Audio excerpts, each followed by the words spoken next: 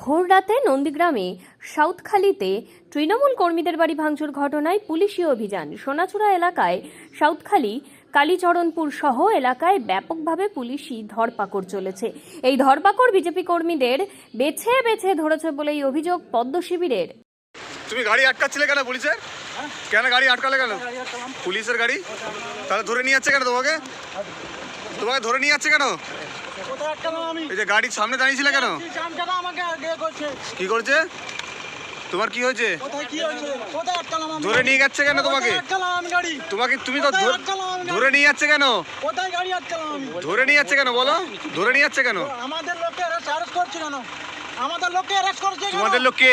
আমাদের লোক হচ্ছে তোমার হচ্ছে বেনিবান্ধা মন্ডল। হাতে কি হয়েছে? হাতে কালকে আমাকে মেরেছে। কে মেরেছে? টিএমসি গুন্ডারা।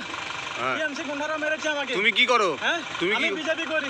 তোমাদের লোক অ্যারেস্ট করেছে? হ্যাঁ, সেই জন্য গাড়ির সামনে দাঁড়িয়েছিলে?